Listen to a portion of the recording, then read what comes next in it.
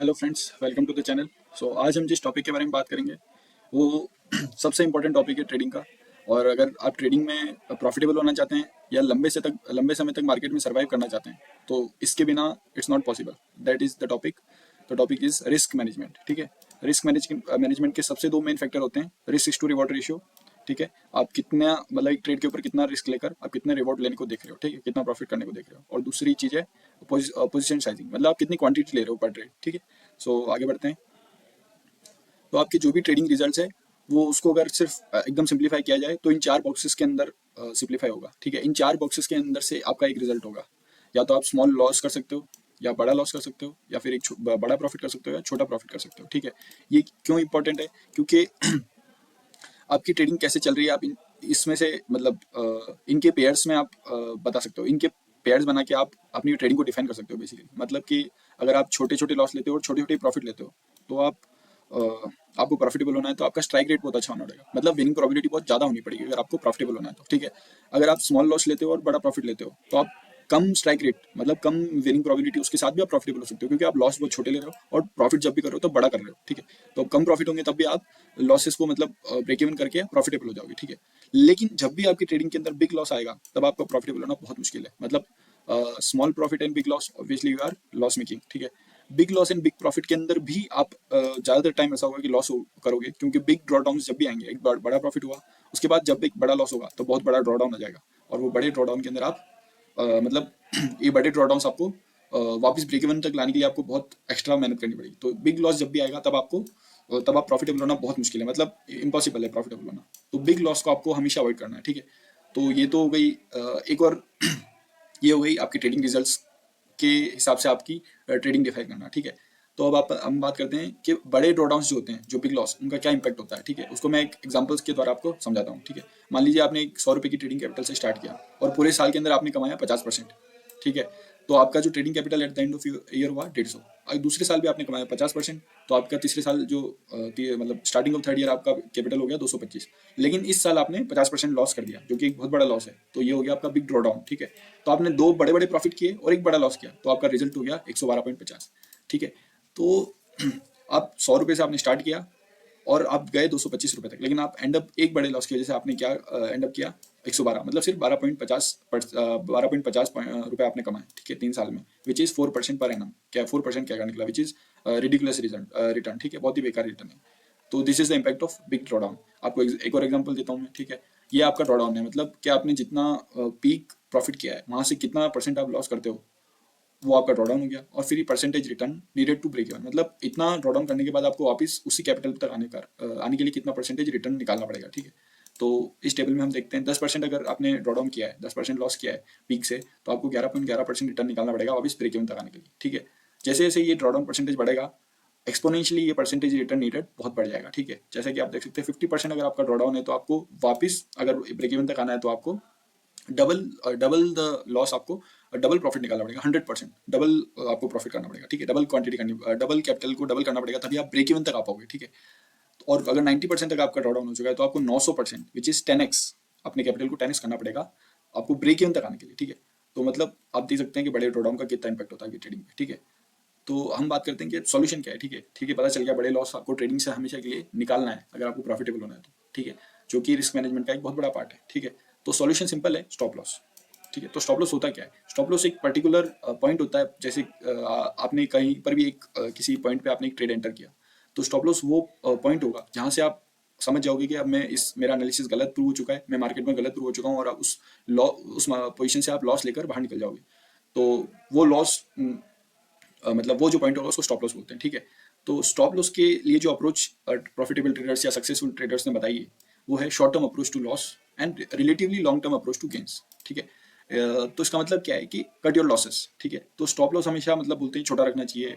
ठीक है। तो मतलब जहां पर भी आपका स्टॉप लॉस है आपको कट करना चाहिए उसको पोजीशन को, और लॉस लेकर निकलना चाहिए। इसका मतलब है कि आपको अपने लॉस के साथ लीनियंट नहीं होना है। ठीक है। कि थोड़ा बहुत और देख लेते हैं क्या पता चल जाए मार्केट में, तो वो बिल्कुल भी नहीं करना है। जहां पर भी आपको अपना स्टॉप लॉस हो कट करना है।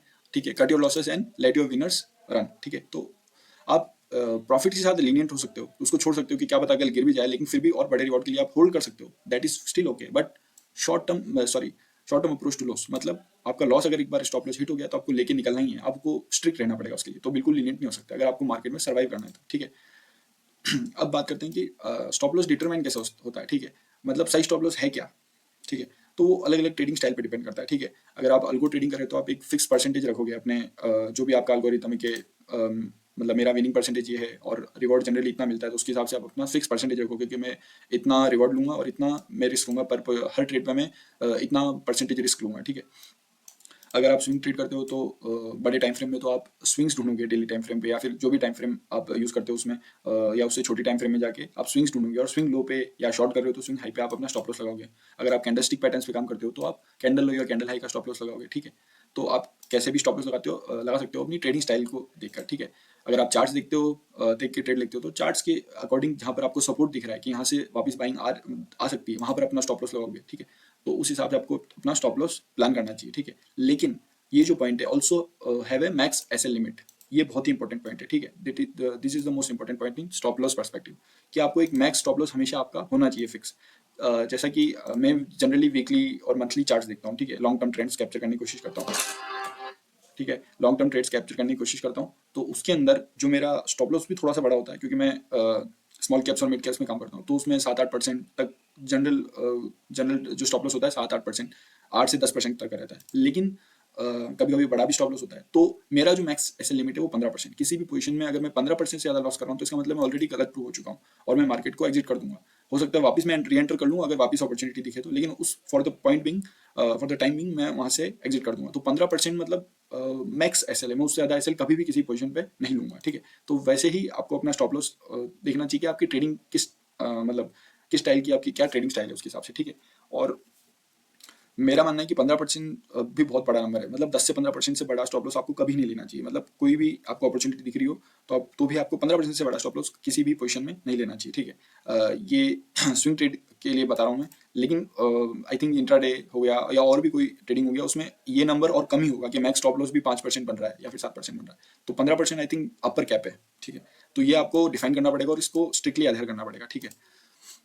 अब बात आती है रिस्क टू रिवॉर्ड रिलेशनशिप की, ठीक है, रिस्क टू रिवॉर्ड को मेंटेन करने की, ठीक है।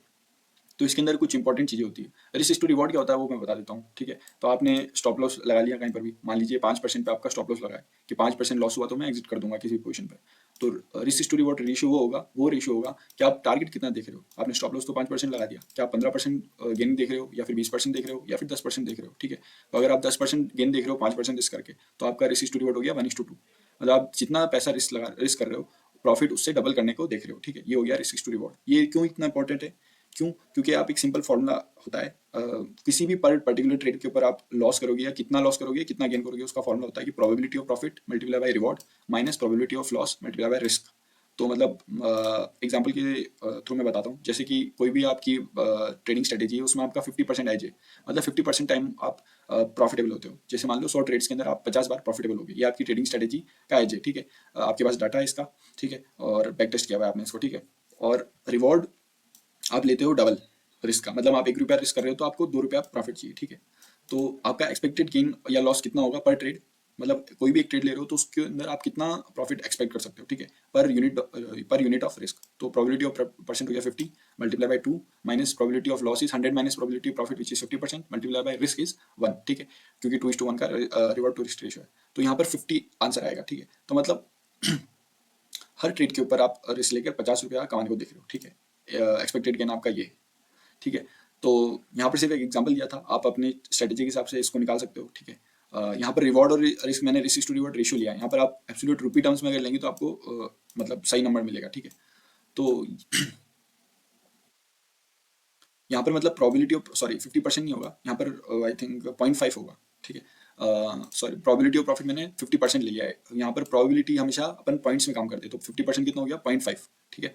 तो 0.5 multiply by 2 minus 0.5 multiply by 1 which is 0.5, ठीक है। 1 माइनस 0.5 इज इक्वल टू 0.5। तो मतलब 1 रुपया आप रिस्क लगा रहे हो हर ट्रेड पे, तो आपको मतलब एक्सपेक्टेड गेन कितना है 0.5। तो हर ट्रेड पे आप 0.5 कमाने के लिए मतलब प्रोबेबिलिटी आपकी हर ट्रेड पे, ठीक है। तो ये नंबर जीरो से बड़ा होना चाहिए हमेशा, ठीक है। अगर आपको प्रॉफिटेबल होना है किसी भी स्ट्रेटेजी को आप इंप्लीमेंट कर रहे हो, तो अगर ये नंबर जीरो से कम है तो आप ओवर द लॉन्ग टर्म आप लॉस करोगे। इस बेसिकली इससे हम ये कंक्लूजन निकाल रहे हैं, ठीक है। तो तो मतलब इससे आप अपना रिस्क टू रिवॉर्ड निकाल सकते हो, ठीक है। आपको अपना रिस्क तो पता है, ठीक है, स्टॉप लॉस से, और प्रोबेबिलिटी आपको पता है, ठीक है। आपने अपना स्ट्रेटेजी को बैक टेस्ट कर लिया है, ठीक है। जरूरी नहीं कि एग्जैक्ट नंबर हो आपके पास, अल्गो ट्रेडिंग वगैरह या फिर ऑप्शन सेलिंग या फिर ऐसी स्ट्रेटेजीज जो आप डाटा के थ्रू बैक टेस्ट कर सकते हैं, वो आप कर सकते हैं। लेकिन बहुत सारी स्ट्रेटेजीज को आप मतलब एकदम डाटा के थ्रू बैक टेस्ट नहीं कर सकते, ठीक है। तो उसमें भी आप देख सकते हैं पीछे जाके चार्ट पे कि 2 साल का चार्ट आपने देख लिया, उसमें आपको पता लग रहा है कि कितना गेन मिल रहा है मेरे को जनरली, कितना टाइम स्ट्रेटेजी चल रही है, कितने टाइम स्टॉप लॉस हिट हो रहा है, तो एक आइडिया, रफ आइडिया हो जाएगा आपको, ठीक है। या फिर अपना आप ट्रेडिंग जनरल मेंटेन कर रहे हो तो उसके थ्रू भी आपको रफ आइडिया हो जाएगा, तो आपको पता लग जाएगा कि कितना रिवॉर्ड होना चाहिए, मतलब बाकी सारे पैरामीटर्स आपके पास है, तो ये नंबर 0 से बड़ा होने के लिए कितना रिवॉर्ड मेरे को एटलीस्ट होना चाहिए, ठीक है। तो उसके थ्रू आपको पता लग जाएगा कि इस इतने रिस्क टू रिवॉर्ड में मेरे को काम करना है, ठीक है। तो ये एक तरीका है, ठीक है। बाकी बाकी जनरली रिस्क टू रिवॉर्ड मैं स्विंग ट्रेडिंग के लिए बता रहा हूँ। स्विंग ट्रेडिंग या फिर पोजिशनल ट्रेडिंग, मतलब आप कैश मार्केट में काम कर रहे हो या फिर कहीं भी काम कर रहे हो, आप कुछ दिन अपनी पोजीशन को अगर होल्ड कर रहे हो, मतलब आप थोड़ा लंबा टाइम फ्रेम के लिए काम कर रहे हो, तो आपको कम से कम 1:2 मेंटेन करके चलना चाहिए, ठीक है। ये एक जनरल एडवाइस होती है किसी भी ट्रेडर के लिए, ठीक है। तो जितना भी मतलब ओवर द पास्ट डाटा देखा जाए तो 1:2 का सब सक्सेसफुल ट्रेडर बोलते हैं, ठीक है। और मेरा भी जितना एक्सपीरियंस है, आपको 1:2 तो कम से कम लेके चलना है। अगर आप ट्रेडिंग कर रहे हो तो 1:2 से कम लेके चलोगे तो प्रॉफिटेबल होना बहुत मुश्किल है, ठीक है। तो अल्गो ट्रेडिंग हो गई या फिर ऑप्शन सेलिंग हो गई, उसके अंदर थोड़ा अलग होता है रिस्क टू रिवॉर्ड। क्यों? क्योंकि ऑप्शन सेलिंग में प्रोबेबिलिटी बहुत ज़्यादा होती है, और अल्गो ट्रेडिंग में मतलब मेरे को पता नहीं, लेकिन उनका मैंने जितना देखा है, उनका 1:1.4 1:1.6 ऐसा कुछ रहता है बहुत सारी स्ट्रेटेजीज में, ठीक है। वो डिपेंड करता है अलग अलग स्ट्रेटेजीज पे। लेकिन आप जनरल जो स्विंग ट्रेडिंग हो गई, पोजिशन ट्रेडिंग हो गई, या फ्यूचर्स में आप पोजिशन बना रहे हो थोड़े लंबे टाइम के लिए, तो एटलीस्ट आपको 1:2 लेके चलना ही चाहिए, ठीक है। उसके बाद अपना आप देख सकते हो अलग अलग स्ट्रेटेजीज या अलग अलग टेक्निक लगा सकते हो कि 1:2 पे आपने हाफ क्वांटिटी बुक कर ली, उसके बाद आपने थोड़ा ट्रेल कर लिया, ठीक है। आधी क्वांटिटी मतलब छोड़ दी उसको बड़े प्रॉफिट्स के लिए, ठीक है। हो सकता है 60% बुक कर लिया, ऐसा कुछ बना सकते हो, ठीक है। और हम्म, ठीक है, आप अगर ब्रेकआउट ट्रेडिंग कर रहे हो तो ब्रेकआउट के दिन अगर बहुत बड़ा मोमेंटम आ गया तो आप थोड़ी बहुत क्वांटिटी उस दिन भी बुक कर सकते हो, ठीक है।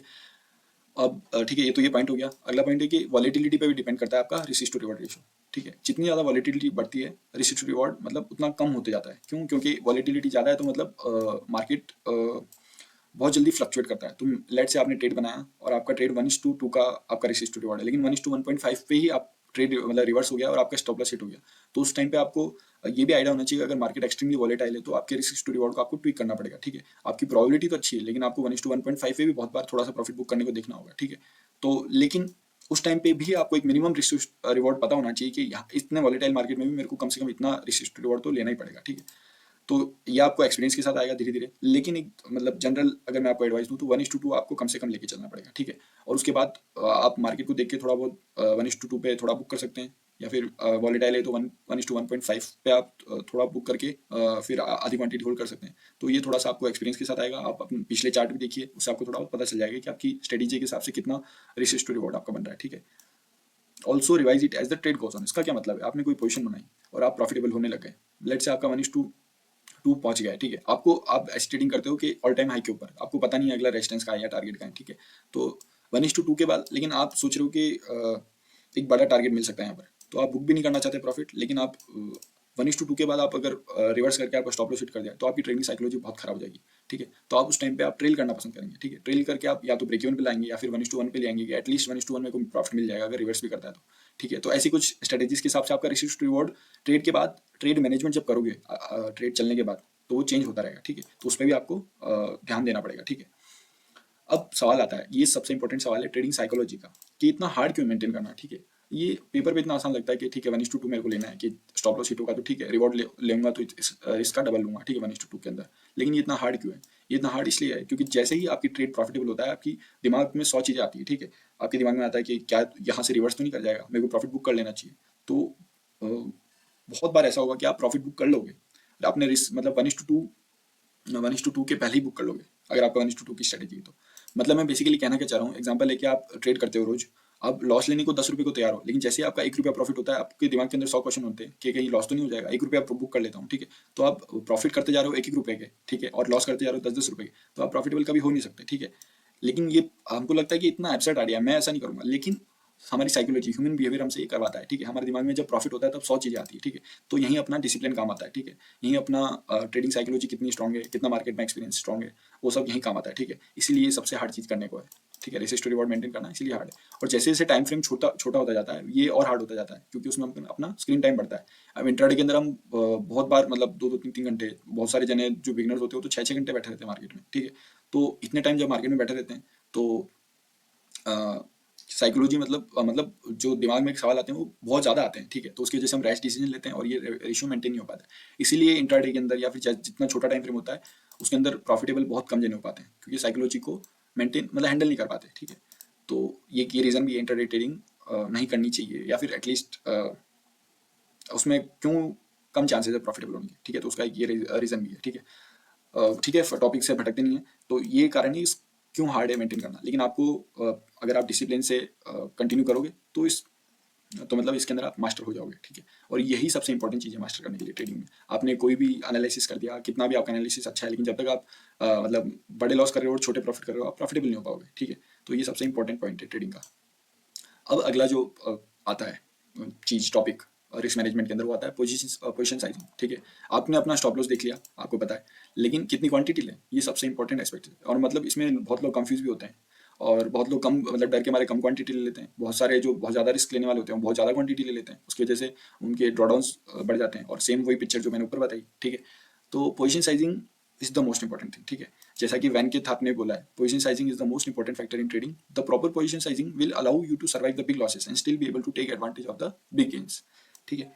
प्रॉपर पोजीशन साइजिंग का मतलब क्या है कि ऑप्टिमल पोजीशन साइजिंग, ठीक है। ऑप्टिमल पोजीशन साइजिंग मतलब अपनी ट्रेडिंग स्टाइल के हिसाब से आपको इतनी पोजीशन साइज तो रखनी चाहिए, ठीक है। तो इसके बारे में इसकी कुछ टेक्निक्स होती है पोजीशन साइजिंग की। तो कुछ टेक्निक्स के बारे में बात करते हैं। सबसे पहली टेक्निक और सबसे सिंपल और इफेक्टिव टेक्निक होती है फिक्स्ड फ्रैक्शनल पोजीशन साइजिंग, और मैं पर्सनली इसी को यूज़ करता हूँ, ठीक है। और मुझे इसके अलावा किसी और मतलब टेक्निक की जरूरत नहीं पड़ी, क्योंकि इतनी सिंपल है और इतनी ज़्यादा इफेक्टिव है, बहुत काम करती है ये चीज़, है ना। तो इस स्ट्रेटेजी के अंदर हम करते क्या है, एक फिक्स परसेंटेज रखते हैं ट्रेडिंग अकाउंट का, ठीक है। लेट्स से आपका ट्रेडिंग अकाउंट है 100 रुपये का, ठीक है। तो हर ट्रेड के ऊपर आप डिसाइड करते हो कि मैं 1% रिस्क लूंगा, ठीक है। 1% रिस्क लूंगा मतलब हर ट्रेड के ऊपर मैं 1 रुपया गंवाने को तैयार हूँ, ठीक है। स्टॉप लॉस आपका कितना भी हो सकता है, ठीक है। स्टॉप लॉस आपका 8%, 10%, कुछ भी हो सकता है, लेकिन आपका जो ओवरऑल कैपिटल है जो 100 रुपया है, उसके ऊपर आप रिस्क करने को 1 रुपया तैयार हो, ठीक है। तो इसको इस एग्जाम्पल से समझते हैं। अ, तो उसके बेसिस पे आप अपनी क्वांटिटी डिसाइड करते हो, ठीक है। एग्जांपल से मैं बता देता हूँ इसको आप ध्यान से सुनिएगा, ठीक है। और ध्यान से सुनिएगा और इसको बार बार देखिएगा, क्योंकि ये बहुत ही सिंपल और बहुत मतलब काम की चीज़ है, ठीक है। अगर आपके पास लेट से $1,00,000 का अकाउंट है, ठीक है। $1,00,000 ले लो या $1,00,000 ले लो, कोई फर्क नहीं पड़ता, ठीक है। और आप डिसाइड करते हो कि मैं हर ट्रेड पे 1% रिस्क लूंगा, ठीक है। 1% रिस्क लूंगा मतलब हर ट्रेड पे आपका रिस्क हो गया $1,000, ठीक है। मतलब अगर आपका स्टॉप लॉस हिट होता है, जो कि कुछ भी हो सकता है, 5%, 10% पोजिशन पे, तो उसमें मेरा लॉस होना चाहिए सिर्फ $1,000, ठीक है। और उस पर्टिकुलर ट्रेड में आपका स्टॉप लॉस बन रहा है लेट से $10 पर शेयर, $10 पर शेयर, ठीक है। तो आपकी जो क्वांटिटी होगी वो होगी 1000 divide by 10 which is 100 shares, ठीक है। तो मतलब आपकी क्वांटिटी होगी यहाँ पर 100 शेयर्स। तो इस तरह से आप अपनी क्वांटिटी निकालते हो, ठीक है। तो ये बहुत ही सिंपल और बहुत ही अच्छा तरीका है, ठीक है। इसमें आपको दिमाग लगाने की ज़्यादा जरूरत नहीं है। आप सीधा क्वांटिटी को डिवाइड कर लीजिए, मतलब अपने स्टॉप लॉस को डिवाइड कर लीजिए अपना रिस्क, ठीक है। अपना रिस्क आप डिफाइन करके, ठीक है। अब सबसे बड़ा सवाल आता है कि ये 1% कहाँ से आया, ठीक है। 1% रिस्क कहाँ से आया, तो ये डिपेंड करता है आपकी ट्रेडिंग स्टाइल पे, ठीक है। आपकी ट्रेडिंग स्टाइल पे डिपेंड करता है। जैसे अ, आप ऐसे ट्रेडर हो जो मतलब बहुत ही कम शेयर्स लेना चाहते हैं, लेट से 10 लाख में आप सिर्फ 6 से 7 शेयर लेना चाहते हैं, तो आपका नंबर ये थोड़ा बड़ा होगा। लेकिन आप हो कि थोड़ा सा आप डाइवर्सिफाई वाला करना चाहते हो, तो फिर आपका ये नंबर जैसे 0.5 तक भी जा सकता है, ठीक है। लेकिन इसके मैं कुछ डेफिनेटिव जो रूल्स है वो बता देता हूँ कि आपका 2% से ज़्यादा पर ट्रेड आप नहीं करना चाहते, मतलब 2% आपका रिस्क होना चाहिए पर ट्रेड। क्यों 2%? ये 2% मतलब वही ड्रॉडाउन वाली जो टेबल थी कि 10% ड्रॉडाउन हो जाएगा तो इतना वापस ब्रेक इवन तक लाना पड़ेगा। तो उस वहाँ से और बहुत सारे जो सक्सेसफुल ट्रेडर्स होते हैं वो 2% से ज़्यादा कोई रिस्क नहीं लेता है अपना, ठीक है। तो मैं तो पर्सनली 0.6 0.7% लेता हूँ, ठीक है। और ये चेंज भी होता रहता है, ठीक है। और 0.5 या 0.4% से कम नहीं होना चाहिए, ठीक है। 0.5 या 0.4% रिस्क पर ट्रेड आप कम लो, उससे भी कम लोगे तो आपकी मतलब क्वांटिटी मतलब सॉरी पोजीशंस बहुत ज़्यादा हो जाएगी, मतलब बहुत सारे स्टॉक्स आप बाई कर रहे हो इसका मतलब। तो इतना ओवर डाइवर्सिफाई करने के बहुत नुकसान है। उसके नुकसान ये है कि आप एक तो ट्रैक नहीं कर पाओगे उन सबको, ट्रैक नहीं कर पाओगे, ऊपर से आप आपकी मतलब साइकोलॉजी मेंटेन नहीं रहेगी, ठीक है। बहुत ज़्यादा हेक्टिक काम हो जाएगा, उसके ऊपर आपका रिटर्न भी इतना नहीं बन पाएगा, क्योंकि आप जब तक थोड़ा सा कॉन्सेंट्रेटेड नहीं हो पाओगे, लेट से आप 10 लाख को लगा रहे हो 50 शेयर्स के अंदर, तो आपके 10 शेयर चल भी गए तो आपके 40 शेयर आपको नीचे खींच लेंगे, ठीक है। तो ओवरऑल आपका कैपिटल मतलब आपका कैपिटल ग्रो नहीं कर पाएगा, अकाउंट नहीं ग्रो कर पाएगा, ठीक है। तो इसीलिए 0.5 से 2% which is maximum, which is मतलब ये रेंज आपको एक मतलब मैं गाइडलाइन दे रहा हूँ कि 0.5% से 1.5% विल बी मोर सुटेबल। लेकिन और अगर आप कॉन्सेंट्रेटेड होना चाहते हो तो 0.5 से 2% तक आपको रिस्क पर ट्रेड लेना चाहिए। तो आप अपने ट्रेड के हिसाब से, अपने ट्रेडिंग स्टाइल के हिसाब से या फिर अपनी साइकोलॉजी के हिसाब से आप फिक्स कर सकते हो, ठीक है। मैं पर्सनली 0.6 से अगर बहुत ही अच्छा मार्केट, बुलिश मार्केट दिख रहा है तो 1% तक रिस्क पर ट्रेड लेता हूँ, ठीक है। तो इसके हिसाब से ये बहुत ही सबसे अच्छा तरीका लगता है मुझे, ठीक है। इसके अलावा भी बहुत सारे तरीके हैं, फिक्स्ड रेशियो पोजीशन साइजिंग, ठीक है। इसके अंदर बेसिकली आप डिटेल में आप देख सकते हैं गूगल पे या फिर कोई बुक के अंदर, लेकिन जनरली इसका जो होता है कि आप एक बेस मतलब पोजीशन से स्टार्ट करते हैं, लेट से वन कॉन्ट्रैक्ट या ऑप्शंस में वन लॉट, ठीक है। और फिर बाद में उसको इंक्रीज करते रहते हैं एक पर्टिकुलर प्रॉफिट अर्न करने के बाद। लेट से आप ने रखा कि मैं 10,000 प्रॉफिट जैसे ही अर्न करूंगा, लेट से आपका पर ट्रेड प्रॉफिट हो रहा है 1000, 500 ऐसे, जब भी ये प्रॉफिट 10,000 पहुंच जाएगा टोटल टोटल प्रॉफिट, तब मैं इस कॉन्ट्रैक्ट को 1 यूनिट बढ़ा दूंगा, मतलब एक कॉन्ट्रैक्ट से 2 कॉन्ट्रैक्ट, फिर 2 से 3 ऐसे, ठीक है। एक तरीका वॉलेटिलिटी बेस्ड, जो कि मार्केट की आप वॉलेटिलिटी देख सकते हो एटीआर से, ठीक है। एटीआर मतलब एवरेज टू रेंज, मतलब कितना यहाँ से ऊपर और नीचे जा सकता है मार्केट। तो लेट से आप कोई भी पोजीशन लॉन्ग कर रहे हो और वहाँ उस शेयर का एटीआर है 50, मतलब वो 50 पॉइंट नीचे है, 50 पॉइंट ऊपर जा सकता है, तो आप स्टॉप लॉस लगा सकते हो। मतलब इसके अंदर भी आपका फॉर्मूला वही रहेगा कि 1% रिस्क ले रहे हो तो डिवाइड करना है स्टॉप लॉस से, लेकिन इसके अंदर आपका स्टॉप लॉस एटीआर से सेट होगा, ना कि कैंडल लो या कैंडल हाई से या स्विंग लो या स्विंग हाई से, ठीक है। तो लेट से 50 आ रहा है तो आप अगर बहुत ही सेफ साइड खेलोगे तो 50 मल्टीप्लाई 1.5 करके आप 75 पे स्टॉप लॉस लगा सकते हो, ठीक है, या फिर 50 पे भी लगा सकते हो। तो उस हिसाब से आप अपना पोजीशन साइजिंग देख सकते हो। कैली क्राइटेरियन पोजीशन साइजिंग में क्या होता है कि मैंने जो बताया था ऊपर कि आपका प्रोबेबिलिटी ऑफ विनिंग क्या है, प्रोबेबिलिटी ऑफ लॉस क्या है, और आपका रिस्क टू रिवॉर्ड क्या है, pay off relative to the risk, उसके हिसाब से आप एक फॉर्मूला होता है, मैथमेटिकल फॉर्मूला, जो आप गूगल पे देख सकते हो। उसके अंदर भी ये सब पैरामीटर्स डालोगे तो आपकी पोजीशन साइजिंग आ जाएगी, मतलब कितनी क्वांटिटी आपको लेनी चाहिए, ठीक है। और भी बहुत सारे तरीके हैं, अगर आप रेफर करना चाहते हो तो वैन के थार्प की एक बुक है द इफेक्टिव मतलब इफेक्टिव स्टाइल ऑफ ट्रेडिंग या एफिशिएंट, ऐसा कुछ करके, मेरे को नाम याद नहीं है, आप देख सकते हो। वेंकी थार्प की मतलब बहुत ही अच्छे ऑथर है Van K Tharp, I personally read his some books. तो इनकी पोजीशन साइजिंग के ऊपर अलग से बुक्स है, ठीक है, रिस्क मैनेजमेंट के ऊपर अलग से बुक्स है, तो आप वो मंगा सकते हो और वो पढ़ सकते हो। लेकिन आई थिंक अगर आपके लिए कोई स्टार्टिंग कोई स्ट्रेटेजी हो सकती है, टेक्निक हो सकती है पोजीशन साइजिंग के लिए, तो fixed fractional position sizing it's very good. और अगर आप इसको अच्छे से इंप्लीमेंट करते हो तो मुझे नहीं लगता दूसरी कोई स्ट्रेटेजी के ऊपर आपको जाने की जरूरत भी पड़ेगी, लेकिन that is up to your trading style. So yeah this was it. Trade risk management वैसे बहुत बड़ा टॉपिक है, ठीक है, ट्रेडिंग साइकोलॉजी का सबसे इंपॉर्टेंट पार्ट है, ठीक है। तो इसके ऊपर एक वीडियो के अंदर जितना मैं बता सकता था मैंने बता दिया, ठीक है। और अगर आपको किसी चीज़ के बारे में नहीं समझ में आया तो आप कमेंट्स करिए, तो मैं और वीडियो बना दूंगा इसके ऊपर, इसको और क्लैरिफाई कर दूंगा, ठीक है। ट्रेड मैनेजमेंट भी ट्रेडिंग साइकोलॉजी का एक इंपॉर्टेंट पार्ट होता है रिस्क मैनेजमेंट के बाद, मतलब जब ट्रेड ले लेते हैं उसके बाद जो ट्रेड मैनेज करते हैं हम, ठीक है, कैसे ट्रेड करते हैं, कैसे पिरामिडिंग करते हैं, ठीक है, कैसे पार्शियल प्रॉफिट्स बुक करते हैं, कैसे पोजीशन बिल्डअप करते हैं, उसको बोलते हैं हम ट्रेड मैनेजमेंट, ठीक है, कैसे हम स्टॉप लॉस ट्रेल करते हैं, ठीक है। तो अगर आपको उसके बारे में जानना है, क्योंकि ट्रेडिंग साइकोलॉजी की सबसे इंपॉर्टेंट पार्ट यही है, रिस्क मैनेजमेंट और ट्रेड मैनेजमेंट, ठीक है। ट्रेड लेना इज जस्ट योर एनालिसिस, पर आप सिर्फ एनालिसिस से अगर पैसा बनता तो मार्केट में बहुत लोग मतलब बहुत लोग पैसा बनाते हैं, ठीक है, लेकिन ऐसा नहीं होता है। ह्यूमन इमोशंस जो है, ह्यूमन इमोशंस बीच में आ जाते हैं पैसा कमाने के, ठीक है, और वही होती है ट्रेडिंग साइकोलॉजी। तो ट्रेडिंग साइकोलॉजी का सबसे इंपॉर्टेंट पार्ट है रिस्क मैनेजमेंट और ट्रेड मैनेजमेंट।